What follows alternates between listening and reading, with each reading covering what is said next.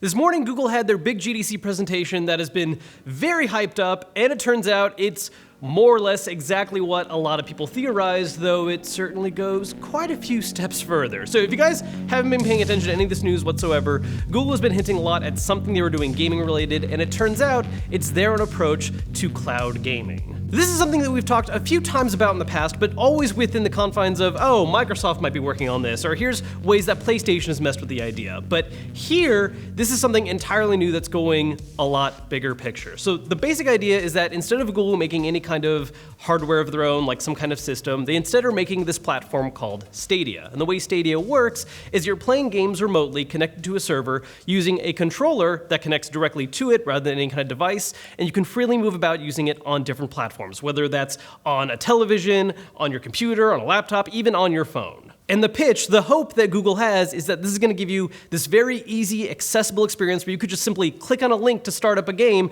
and it's going to give you this 4K, 60 FPS, HDR visuals that'll run on anything because it's not actually playing on it. It's just acting as a display device. This is taking a concept that's been getting bigger and bigger over the last couple years and potentially is pushing games into a brand new future, embracing the concept of play anywhere. The concept of play anywhere is something that really all three major gaming hardware companies right now have experimented with in one form or another, just in very different ways. For instance, Nintendo has by far the simplest but also strangely innovative approach of making a handheld system that docks to a TV if you want to be able to have that at-home experience. So you can go between being at home or on the go with one system instead of having to stream anything.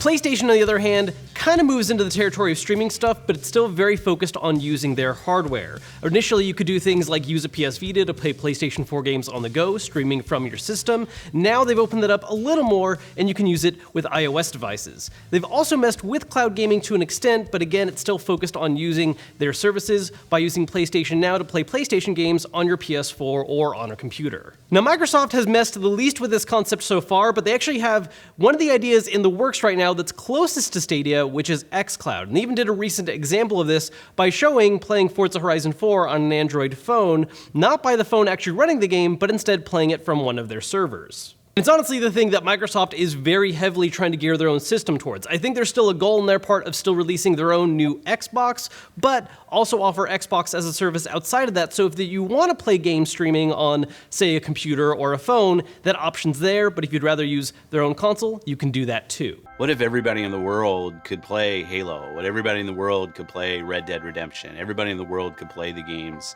What would we have to do in order to make that possible? Now, while all of these scratches the surface of this concept of being able to just take your games and play them anywhere, Stadia definitely seems like it's pushing it possibly the farthest with a few little interesting tweaks of their own. I think one of the coolest ideas that really came out of it was the concept of using the Stadia Controller, which instead of hooking up to a specific device, like, oh, you connect it to your TV or you connect it to your phone, instead it just connects to your Wi-Fi and communicates to the data center directly. That way you can play a game and change what device you're viewing it on and have it be one seamless experience. You could be playing on your TV and then switch over to your phone. Doesn't matter. The controller is still connected to the same thing, letting you play those games. They're just acting as the display device.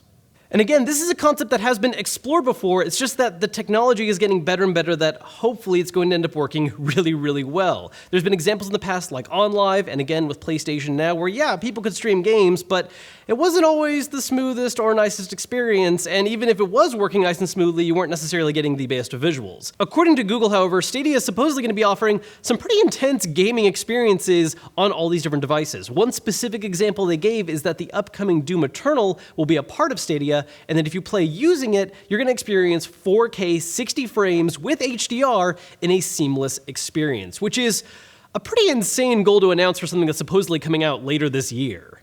What's really crazy about this whole Stadia idea, though, isn't just the simple concept of being able to stream games to all these different devices and, constantly change platforms, but all the additional lengths that Google wants to take it by tying it into all the other platforms that they own. The idea is to literally change the way people interact and change with games. The concept they were very heavily pushing is this idea of bringing players, developers, and game viewers all together in one form and just making the entire experience different. For instance, the concept of being able to watch a trailer for a game on YouTube, and at the end of the video, not only could you click over to some other video, but you could also just click to open a window and start playing that game right then and there. Another concept is that you could be watching someone live streaming a game and they're doing something that's multiplayer, and you could just click on a link right there to be able to join the lobby and get ready to play with them as well, instead of having to boot up any other kind of system and have to try to figure out if you have the right game loaded, installed, and ready to go. Well, I think there's a question hanging in everyone's heads of how exactly is this going to really perform realistically.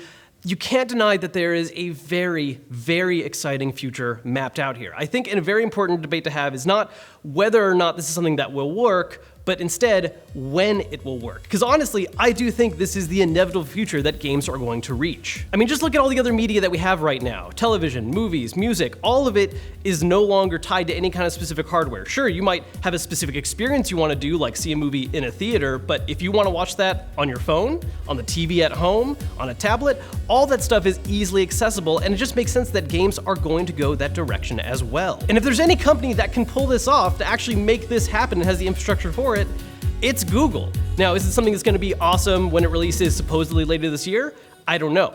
But a year from now, 2 years from now, it's a really amazing idea to explore.